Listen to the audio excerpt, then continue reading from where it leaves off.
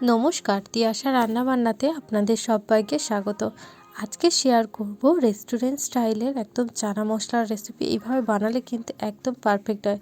তার জন্য সারা রাত এটাকে আমি ভিজিয়ে রেখেছিলাম। তারপরে আমি প্রেশার কুকারে 3টে সিটি দিয়ে নিয়েছি। তারপরে আমি তেল দিয়ে দিয়েছি, তেলের মধ্যে দিয়ে দিয়েছি গোটা গরম মশলা। গোটা গরম মশলাটাকে হালকা একটু ভাজা ভাজা হয়ে গেলে দিয়ে দিলাম 3টে কোয়া রসুন মতন আমি এখানে গ্রেট করে দিয়ে দিয়েছিলাম। আর এখানে আমি অ্যাড করে দিলাম একটা মিডিয়াম সাইজের পেঁয়াজ কোচানো। তারপরে এর মধ্যে দিয়ে দিলাম টমেটো। একটা মিডিয়াম সাইজের টমেটোকে একটু বড় বড় টুকরো করে কিন্তু কেটে নিয়েছিলাম, সেই টমেটোটা এর মধ্যে দিয়ে দিলাম।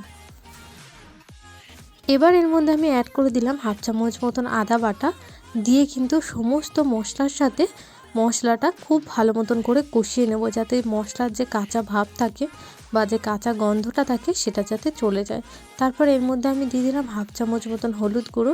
এবার হলুদটা দিয়েও কিন্তু খুব ভালো মতন এখানে নাড়াচাড়া করে নেব। আর দিয়ে দিলাম হাফ চামচ মতন লঙ্কার গুঁড়ো। এবার সামান্য একটু জল দিয়ে মশলাটাকে খুব ভালো মতন করে কষিয়ে নেব, যাতে মশলাটা পুড়ে না যায়। তার জন্য কিন্তু খুব ভালো মতন করে কষিয়ে নিতে হবে। তারপর এখানে 1 চামচ মতন দিয়ে দিলাম টমেটো সস। এবার সসটা দিয়ে খুব ভালো মতন করে এখানে কষিয়ে নিয়ে তারপর আমি কেটে রাখা আলুটা দিয়ে দিলাম। এখানে আমি 2টো মিডিয়াম সাইজের আলুকে এভাবে ছোটো ছোটো টুকরো করে কেটে নিয়েছিলাম। তো আলুটা এবার এই মশলার সাথে দিয়ে দিলাম, দিয়ে স্বাদ মতো নুন দিয়ে খুব ভালো মতন করে কিন্তু কষিয়ে নেব। প্রায় 2 থেকে 3 মিনিট মতন খুব ভালো মতন করে এটাকে কষিয়ে নেব।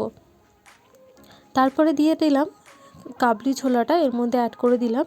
এটা কিন্তু আমি সারা রাত ভিজিয়ে রেখেছিলাম। তারপর আমি 3টে সিটি দিয়ে নিয়েছি। তো তারপর জলটা ঝরিয়ে এমটা দিয়ে এটাকে কষিয়ে নিয়েছি। এবার 2 থেকে 3 মিনিট মতন এটাকে খুব ভালো মতন করে কষাবো। খুব ভালো মতন কষানো হয়ে গেছে। এবার 1 কাপ জল দিয়ে 2 মিনিট মতন এটাকে ফুটিয়ে নেব। ব্যাস রেডি হয়ে গেল আমাদের চানা মশলা। যদি রেসিপি ভালো লাগে লাইক কমেন্ট করবেন।